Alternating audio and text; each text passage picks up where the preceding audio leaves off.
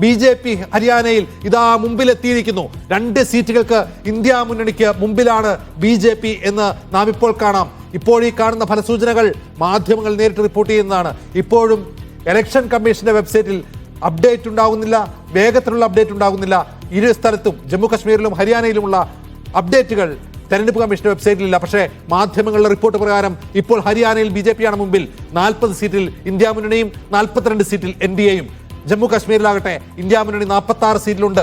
അത് 54-ൽ നിന്നാണ് താഴേക്ക് പതിച്ചത്. 12 സീറ്റുകൾ കുറഞ്ഞിരിക്കുന്നു. അവിടെ BJPയും ഇതര പാർട്ടികളും നില മെച്ചപ്പെടുത്തിയിരിക്കുന്നു. ഇപ്പോഴും സർക്കാർ രൂപീകരിക്കാൻ ഇന്ത്യ മുന്നണിക്ക് ജമ്മു കശ്മീർ കഴിയുമോ എന്ന് ചോദിച്ചാൽ ഇല്ല എന്നാണ് അർത്ഥം. കാരണം കേവല ഭൂരിപക്ഷത്തിന് മുകളിലാണ് ഇന്ത്യ മുന്നണിയെങ്കിൽ പോലും മറ്റവർക്കും, അതായത് NDAയ്ക്കും അവകാശവാദം ഉന്നയിക്കാനുള്ള സാധ്യത കശ്മീരിൽ ഇപ്പോഴും തുറന്നിരിക്കുന്നുണ്ട്. ഒരു തൂക്കുസഭയിലേക്ക് പോകുമോ കശ്മീർ എന്ന് കാണണം. അതേസമയം ഹരിയാനയിൽ ഒരു അശ്വമേധം നടത്തിക്കൊണ്ടത് ഇന്ത്യ മുന്നണി.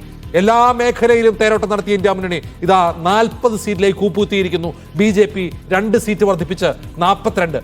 ആദ്യമായി കുറെ അധികം സമയം BJP മേധാവിത്വം പുലർത്തുന്നു. പക്ഷേ ആർക്കും കേവല ഭൂരിപക്ഷമില്ല എന്നതാണ് ഹരിയാനയിൽ നാം കാണുന്ന കാഴ്ച. ഹരിയാനയിൽ കോൺഗ്രസ് തിരിച്ചു വരുമോ? 65 സീറ്റിൽ നിന്ന് താഴേക്ക് പോയ കോൺഗ്രസിന് വീണ്ടും 45 മുകളിലേക്ക് പോകാൻ കഴിയുമോ എന്ന ചോദ്യം അവിടെ നിൽക്കുകയാണ്.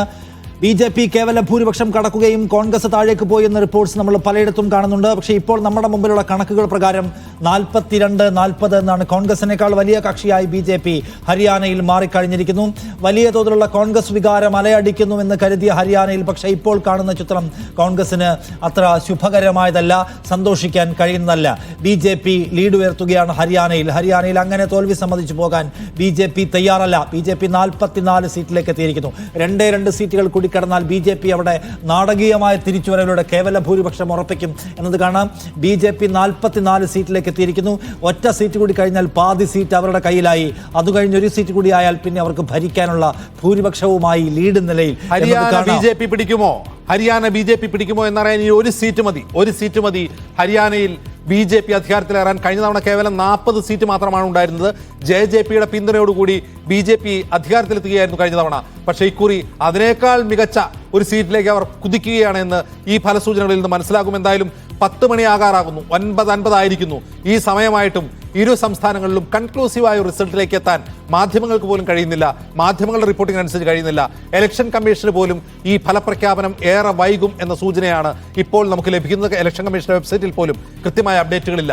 എന്തായാലും മാധ്യമങ്ങൾക്ക് പോലും കൺക്ലൂസീവായിട്ടുള്ള റിസൾട്ട് പറയാൻ സാധിക്കാത്ത വിധം ഇഞ്ചോടിഞ്ച് പോരാട്ടം എല്ലായിടത്തും നടക്കുകയാണ്. വലിയ മുന്നേറ്റം ഇരു സംസ്ഥാനങ്ങളിലും ഇന്ത്യ മുന്നണി നടത്തിയതിനു ശേഷം അവർ തിരികെ കൂപ്പുകുത്തിയിരിക്കുന്നു.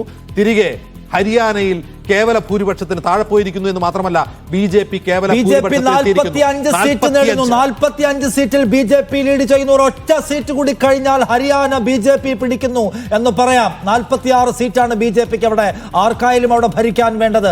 നോക്കൂ, ജുലാനയിൽ വിനേഷ് ഫോഗട്ടിന്റെ ഭൂരിപക്ഷം കുത്തനെ ഇടിയുന്നു. വിനേഷ് പിന്നിലാവുന്നു എന്നാണ് കാണേണ്ട കാഴ്ച. വിനേഷ് ഫോഗട്ടിന് വിജയ സാധ്യത മങ്ങുകയാണ്. മണിക്കൂറുകൾ, നിമിഷങ്ങൾ മുന്നോട്ട് പോകും തോറും BJPക്കാണ് സാധ്യത ഇപ്പോൾ നമ്മൾ കാണുന്നത്. അവിടെ BJP 45 സീറ്റിൽ ലീഡ് ചെയ്യുന്നു. കോൺഗ്രസ് 39ലേക്ക് ചുരുങ്ങിയിരിക്കുന്നു. കോൺഗ്രസ് സഖ്യം INLD 3 സീറ്റിലും JJP 1 സീറ്റിലും ഇല്ലാതായിരിക്കുന്നു. മറ്റ് കക്ഷികൾ അല്ലെങ്കിൽ സ്വതന്ത്രർ 3 എന്നതാണ് നില. ഹരിയാന കോൺഗ്രസിന് കൈവിടുകയാണോ?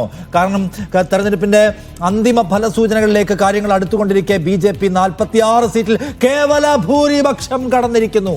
കേവല ഭൂരിപക്ഷം കടന്ന് BJP ഹരിയാന ഇപ്പോഴത്തെ ഈ സീറ്റ് നില ഫലമായി മാറിയാൽ BJP ഹരിയാന ഭരിക്കും.